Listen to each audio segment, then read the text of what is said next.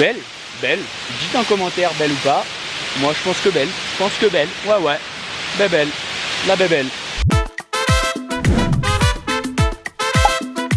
Let's go. Après quelques jours à Minca, j'ai pris la route et je suis de nouveau tout seul et j'ai rejoint Medellín. Ce matin, c'est visite de la Comuna 13, une des 16 communes de Medellín, Medellín qui compte 3 millions d'habitants environ. Elle est très connue malheureusement parce qu'il y a eu de gros conflits dès les années 80.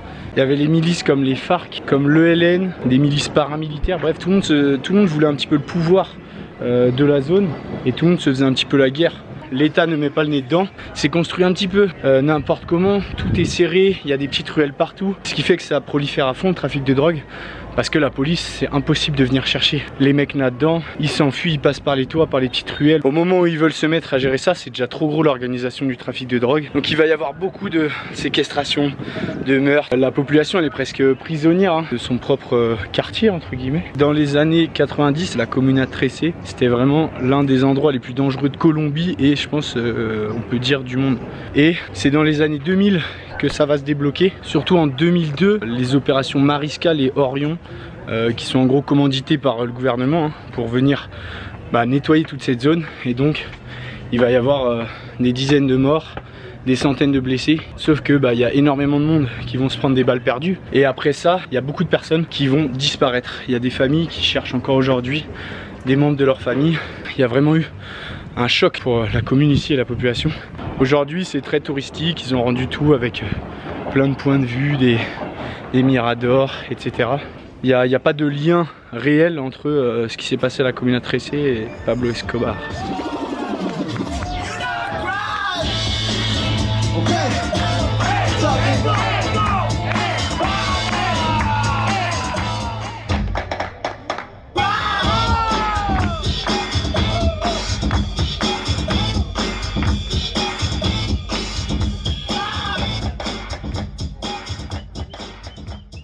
Aujourd'hui, je suis parti à 1h30, 2h à l'est de Medellín, dans la petite ville de Guatapé, une zone où il y a un lac.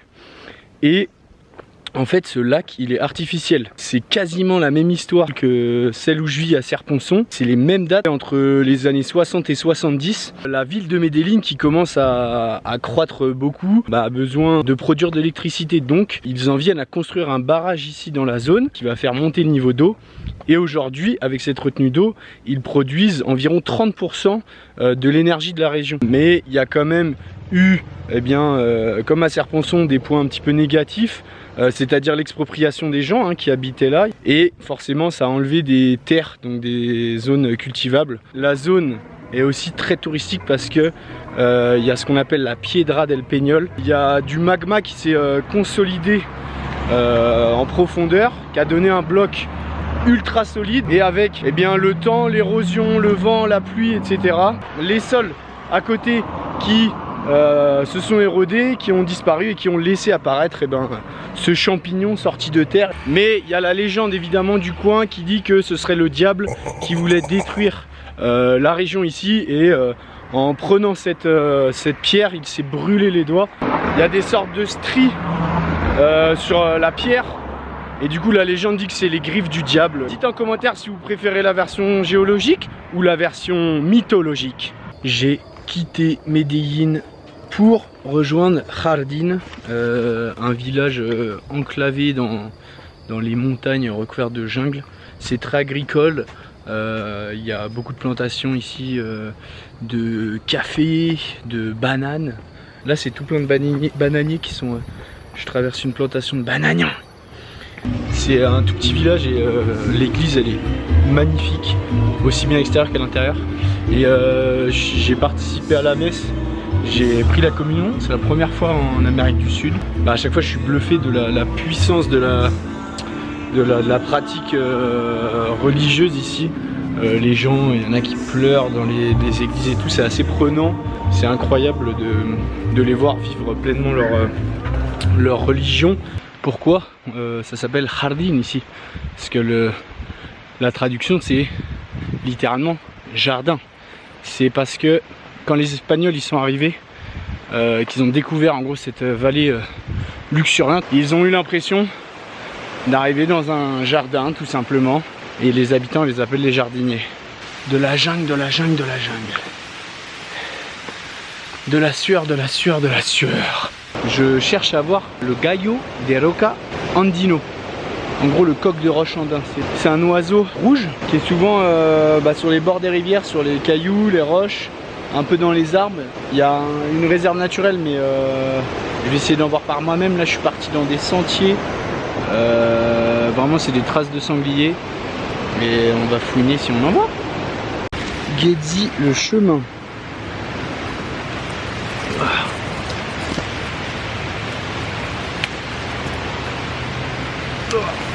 Putain, c'est plein de bouillasse. Ben. Ah, il y en a partout, il y en a partout. Falloir que je vérifie. Falloir que je vérifie dans le slibard, sous les essaims et dans le sillon interfessier. Ah bah oui. Parce que là, tu es même. Hein. En fait, il y a une grotte aux chauves-souris. Et je sais pas si c'était fermé, il n'y a personne. Normalement, c'est payant. Et j'ai poussé la porte, c'était ouvert, du coup je suis rentré.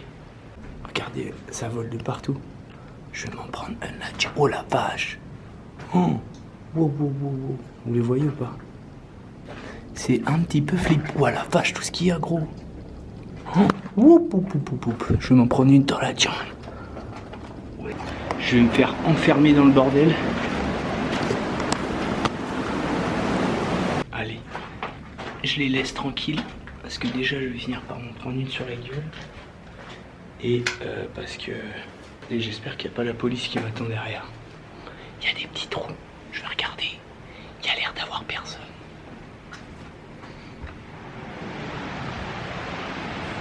Bonjour. Bon bah voilà.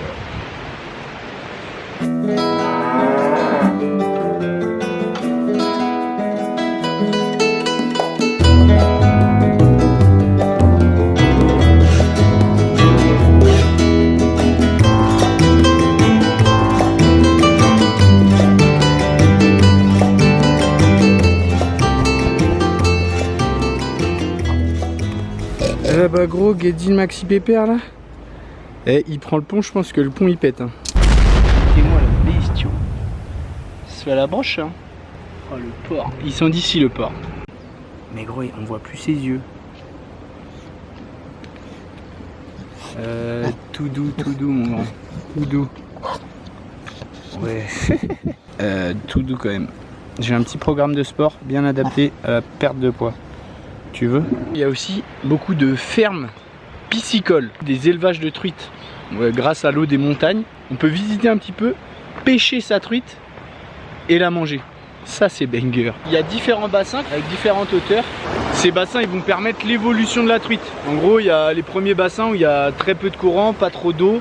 Et c'est là où on retrouve les bébés truites en gros. Ensuite on descend et plus on descend en fait, plus il y a de courant dans les bassins et plus il y a d'eau pour que justement les truites puissent grandir. Et plus on avance aussi, plus elles sont nourries pour avoir à la fin une belle truite d'un ou plusieurs kilos prête à être pêchée et mangée. Alors, qu'est-ce qu'on fait là, gros gourmand? On vient manger de la truite? Regarde, regarde, regarde, hop, et voilà. Ah le salaud! Finalement, ne suis-je pas qu'un vautour moi aussi? J'ai juste pas de bec, j'ai une canne à pêche. Voilà la morale de l'histoire. Ah, elle se la ramène moins la troucha là, hein. Elle fait moins la maline, hein, Guédi là. Belle, très très belle. Petit cafécito par là-dessus. Bon les amis, je suis arrivé à Cali, la capitale mondiale de la salsa. Vous allez découvrir avec moi cette ville qui vibre au rythme des pas de danse. Chose étrange, je voulais prendre un taxi moto comme d'hab et ils m'ont tous refusé parce qu'en fait à Cali c'est interdit que 2 hommes soient sur une moto. Cette mesure elle a été prise parce que pendant un temps il y avait trop de criminalité à Cali, beaucoup trop de vols à l'arraché, de braquage. En gros le conducteur il roulait, l'autre il descendait, il volait, il frappait machin. Du coup ils ont interdit que 2 hommes soient sur une moto. C'est vrai qu'on m'a dit ouais, c'est un peu dangereux Cali. Et bah écoute on va voir hein. Ce soir je suis allé à la Topa Tolondra. C'est un des endroits phares de salsa à Cali. Le lundi, c'est là-bas, chaque soir de la semaine. Il y a un lieu qui est réputé pour danser. Il y a des cours en première partie de soirée. Et ensuite, de la danse libre. Ça donne envie de savoir trop bien danser.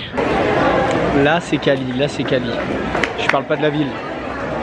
Le niveau est insolent. C'est un sport, c'est une discipline, c'est un art.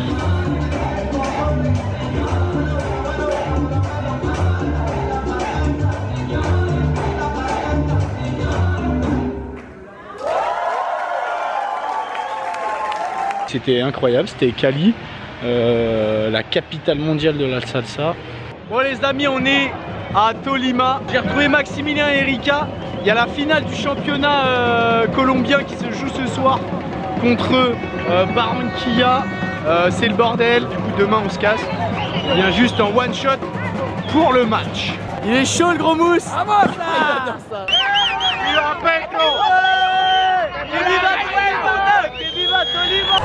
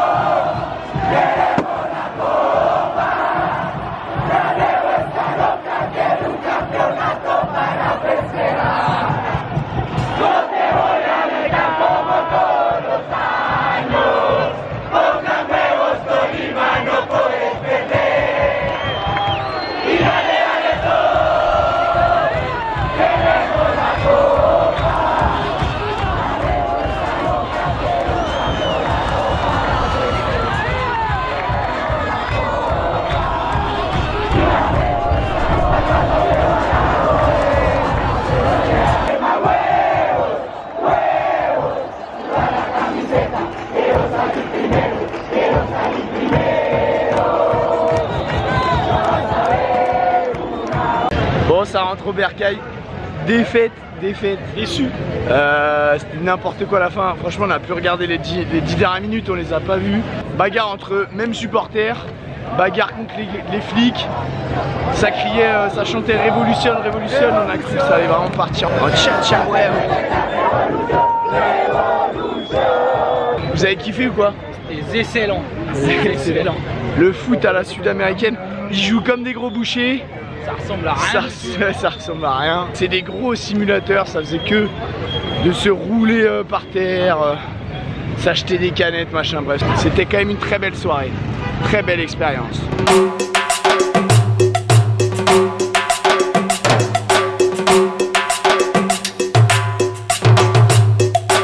Bon les amis, ce matin, départ pour la vallée de Cocora, et une vallée où se cache un merveilleux trésor. Qu'est-ce que c'est Maximilien? Des palmiches. Des énormes palmiers, tout droit, tout long, vers le ciel. On va aller voir ça, mais d'abord, c'est petite balade en jeep pour se rendre à l'entrée du parc national. Ah, il y a du trafic sur la route. Ça fait pas de mal, une petite accalmie devant parce qu'il fait pas chaud ce matin. Guédi là. Allez, yo. Tiens la petite, tiens là. Bon, on est arrivé, on s'est pelé le jonc. Ça va faire du bien de marcher. On va tout faire en courant, dans 20 minutes on est ressorti du parc. Super les palmiers, super. Putain, gelé. La Erika elle était tranquille à l'intérieur, on a fait les gentlemen. Tu aimes. Cette espèce de palmier s'appelle Palma de Serra. Serra qui veut dire cire parce que il y a une sorte de matière qui peut s'apparenter à la cire, qui pousse avec leur tronc et qui leur permet un minimum de perte d'eau et aussi se protéger contre les parasites, aussi bien les insectes que les oiseaux. Et ils servent à notamment la nidification de certains petits oiseaux et à nourrir également de par leurs fruits. Ils font en moyenne entre plus de 35 mètres et jusqu'à 70 mètres de haut, avec un tronc comme ça très longiligne qui pousse tout droit, parce que c'est une espèce qui a besoin de beaucoup de lumière, du coup qui pousse très vite pour atteindre la canopée dans ces endroits où on est dans des vallées. Donc vous voyez là, il n'y a toujours pas le soleil. Oh la taille du truc gros. Oh la vachette, regardez le mousse comment il fait quand même 2m0. Il fait quand même 2m02, 115 kg le mousse hein. Alors regardez-le comme il est petit. Salut. Salut. Petit cafécito, regardez-moi. Avec view. Avec view hein. Sur le picot là-bas. Oh là là. Ah ils sont pas fâchés avec le bonheur les gars. Bon, on voulait pas se faire baiser et monter devant. Mais il a dit les nignos c'est les femmes d'abord, du coup on va se reprendre le vent dans la jungle. Belle.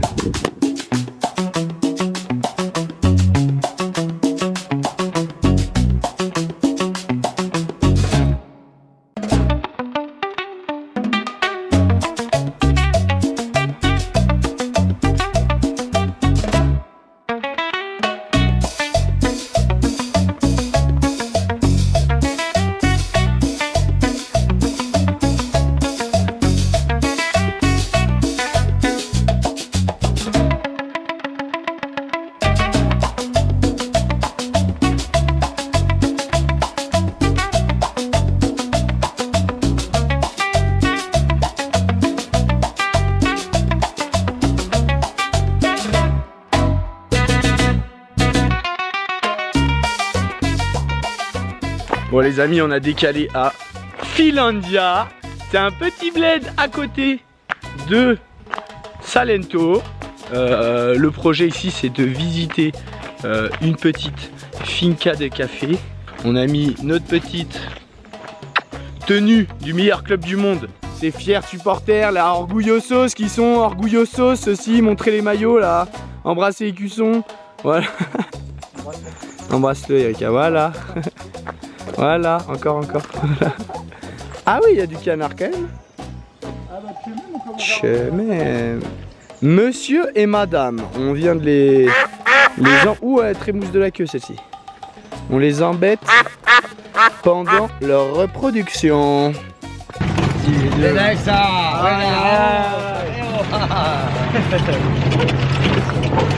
Ça c'est de la...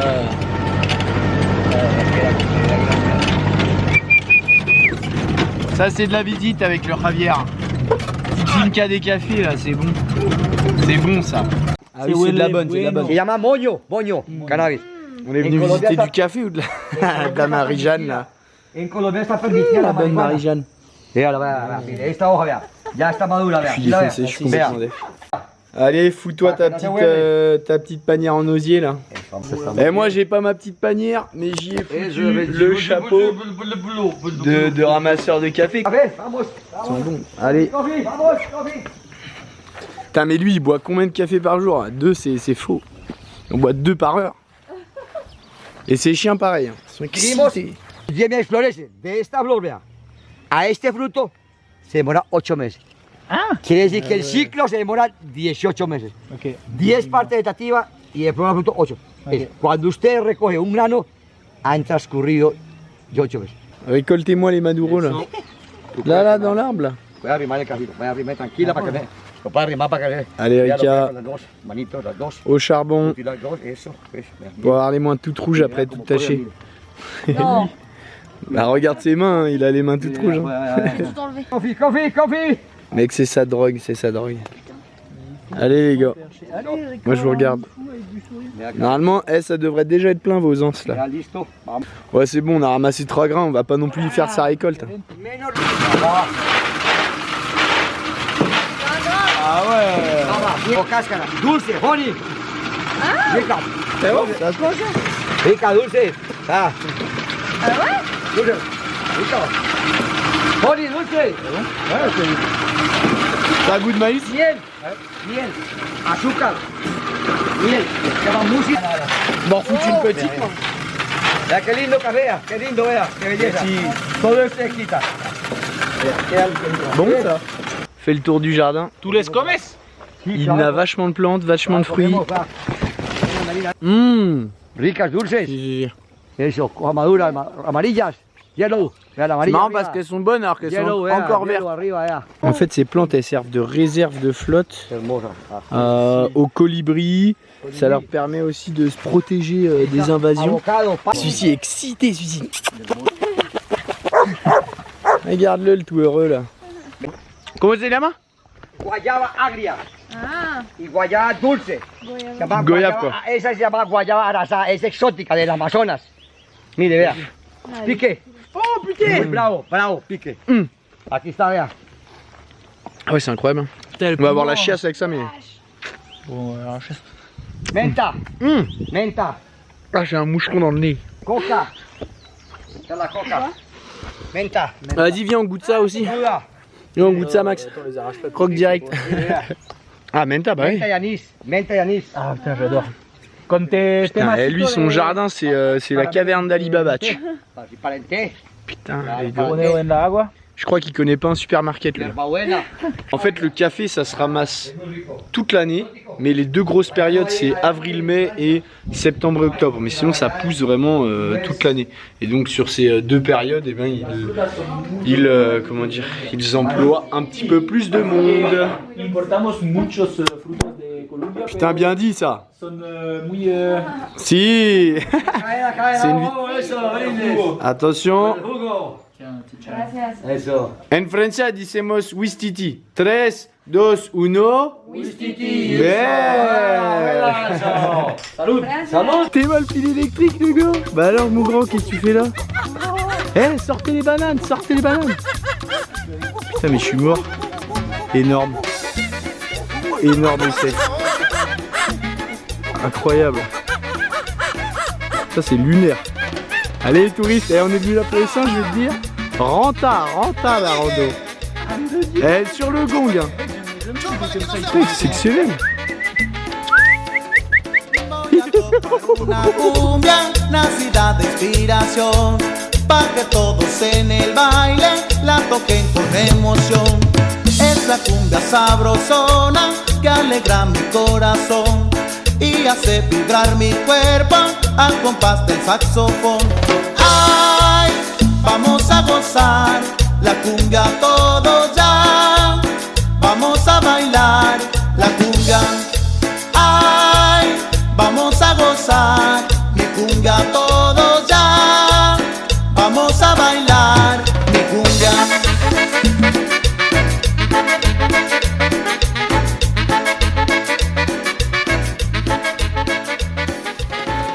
Les amis, pour mes derniers jours en Colombie, j'ai eu la chance de fêter Noël avec une famille colombienne, la belle famille d'une amie à moi que j'avais rencontrée au Mexique, que j'avais revue en Équateur puisque c'est son pays là-bas. J'ai été invité à passer Noël dans la famille de Luis, du coup l'ami de Manuela, à la fois entre cette maison, que dis-je, cette villa et en même temps l'appartement, on va dire, en ville à Bucaramanga. Ils m'ont même offert pour Noël le maillot du club de l'Atlético Bucaramanga. Ça y est, c'est mon nouveau club préféré. J'ai oublié Tolima. Merci à eux de m'avoir permis de passer Noël loin de ma famille, mais avec une autre famille, une famille d'adoption ici en Colombie. C'est la fin des aventures en Colombie, 6 semaines ici. J'espère que je vous ai régalé. Je m'en vais plus au sud maintenant, en direction l'Argentine et plus précisément Ushuaia dans le prochain épisode, la terre de feu. Ça va changer de température, changer de paysage. N'hésitez pas à vous abonner, à liker, à commenter et à m'envoyer de l'amour parce que l'amour, c'est ce qu'il y a de plus beau finalement. Bisous l'équipe. Let's go.